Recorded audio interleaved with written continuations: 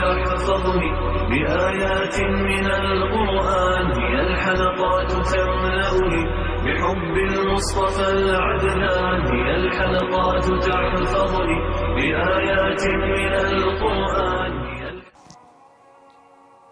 بسم اللہ الرحمن الرحیم.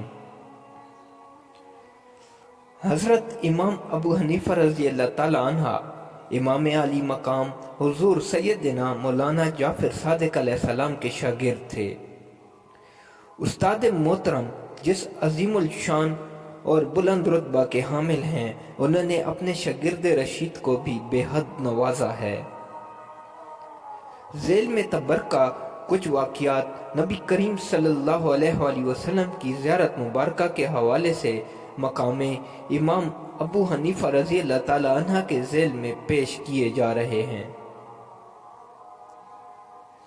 حضور داتا گنج بخش رضی اللہ تعالی عنہ کشف المحجوب میں فرماتے ہیں کہ میں دوران سیاحت ملک شام میں مؤذن رسول اللہ صلی اللہ علیہ وآلہ وسلم حضرت بلال رضی اللہ تعالی عنہ کے روضہ مبارکہ کے سرحانے سویا ہوا تھا کہ خواب میں دیکھا کہ میں مکہ مکرمہ میں ہوں اور حضور نبی کریم صلی اللہ علیہ وآلہ وسلم ایک بزرگ کو اپنی آغوش مبارک میں بچے کی طرح لیے ہوئے باب بنی شیبہ سے اندر تشریف لائے.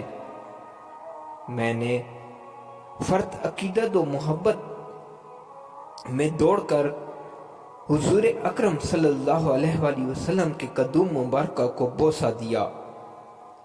میں ابھی اس حیرت و استجاب کی کیفیت میں تھا کہ حضور نبی کریم صلی اللہ علیہ وآلہ وسلم کی آغوش میں یہ بزرگ کون ہیں؟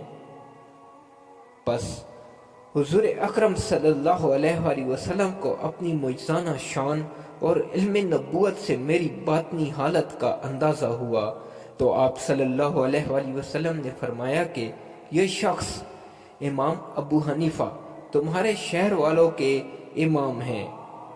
سبحان اللہ. امام ابو حنیفہ رضی اللہ تعالی عنہ کے نزدیک 4 رکعتوں کے پہلے قاعدے میں اتحیات کے بعد درود شریف نہ پڑھے. اگر بھول کر پڑھ لیا تو سجدہ سہو کرنا لازمی ہے. اس پر ان کو حضور نبی کریم صلی اللہ علیہ وآلہ وسلم کی زیارت ہوئی. حضور پاک صلی اللہ علیہ وآلہ وسلم نے فرمایا کہ تو نے یہ مسئلہ کہاں سے نکالا ہے کہ اگر کوئی بھول کر مجھ پر درود شریف پڑھے تو وہ سجدہ سہو کرے.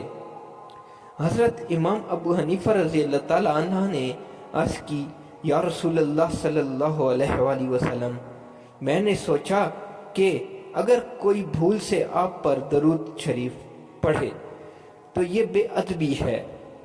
رسول کریم صلی اللہ علیہ وآلہ وسلم نے تبسم فرمایا اور جواب کو قبول فرمایا. سبحان اللہ. حضرت امام شافعی رحمۃ اللہ علیہ سے روایت ہے کہ امام مالک رضی اللہ تعالی عنہ سے پوچھا گیا کہ آپ نے امام ابو حنیفہ رضی اللہ تعالی عنہ کو کیسا پایا؟ فرمایا کہ اگر اس ستون کو سونے کا کہتے تو اس کو اپنے دلائل سے سونے کا ثابت کر دیتے. سبحان اللہ.